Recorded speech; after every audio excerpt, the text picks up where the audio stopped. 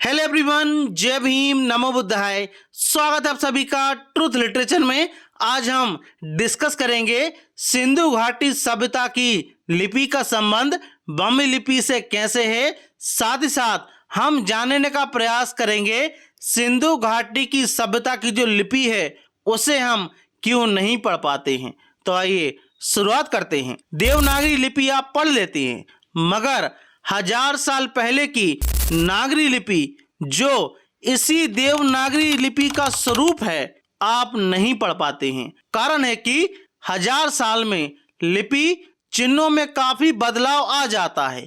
आप अशोक की लिपि को पढ़ लेते हैं, पर जरूरी नहीं उसके 1000 साल पहले की सिंधु लिपि जो उसका पूर्व रूप है आप उसको पढ़ पाइएगा।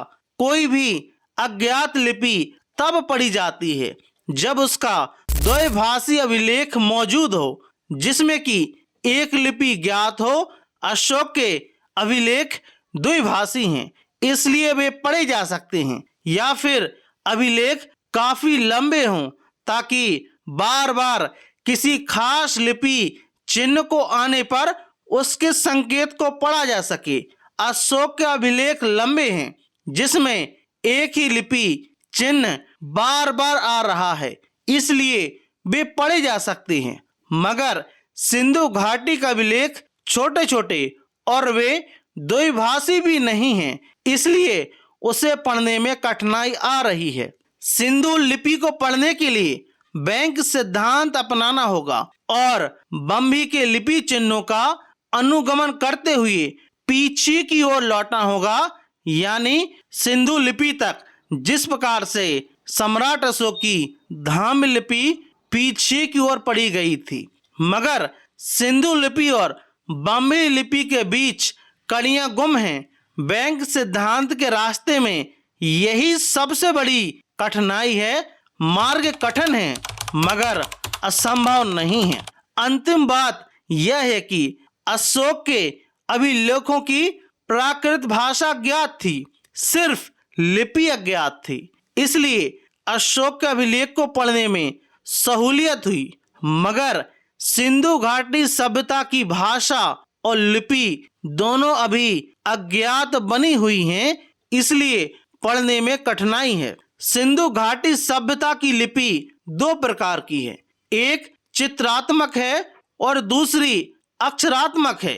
अक्षरात्मक लिपि के अनेक चिन्ह सम्राट अशोक के लिपि से मेल खाते हैं। इसको आप देख सकते हैं किस प्रकार से सिंधु घाटी की लिपि ब्राह्मी लिपि और नागरी लिपि में समानताएं हैं। जब आप देखते हैं कि सिंधु घाटी सभ्यता की लिपि में टा कैसा बनता था, सेम वैसे ही टा ब्राह्मी लिपि में है। जैसा सिंधु घाटी सभ्यता की लिपि में का बनता था, ब्राह्मी लिपि में सिर्फ वैसा ही बना है।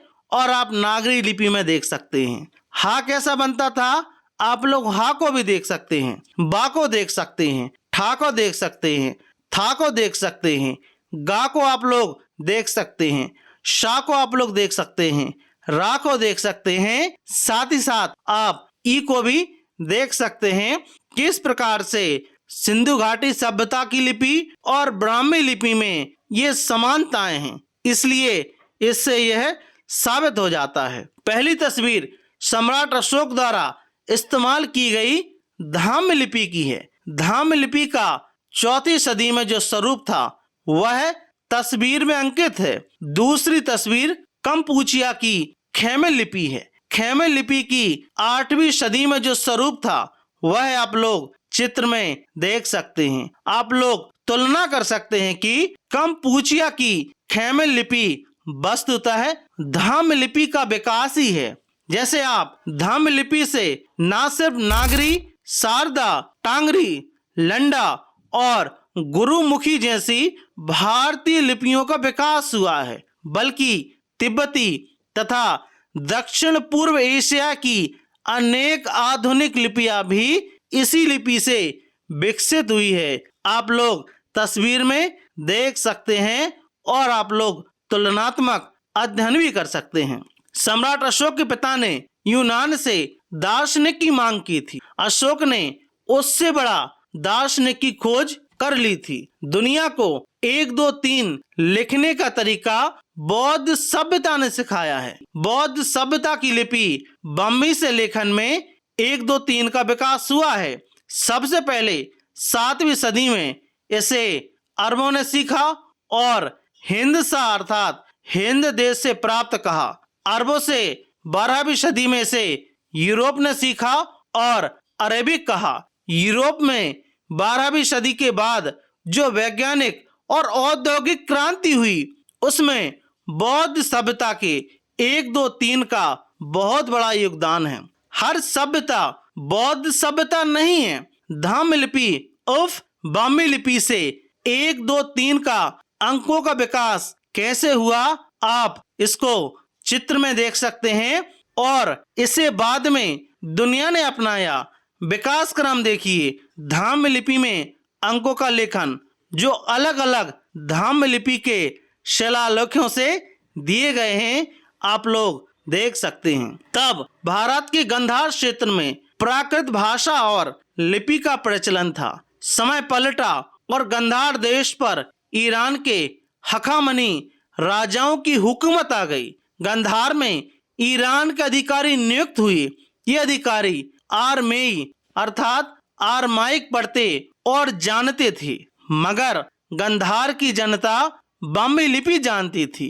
गांधार में ईरान के अधिकारी वर्ग और जनता के बीच राजकाज में संवाद की समस्या आ खड़ी हुई। तब वहां के विदेशी अधिकारी और यहाँ की देशी जनता दोनों की सहूलियत के लिए काम चलाऊ लिपि अर्थात खरोष्टी लिपि का विकास हुआ।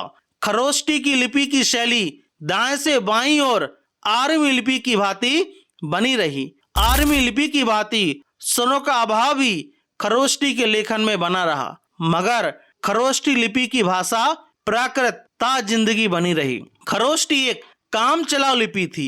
इसके प्रचलन का प्रमुख समय पुरातत्व के हिसाब से ईसा पूर्व 3री सदी से ईसा के 3री सदी तक था।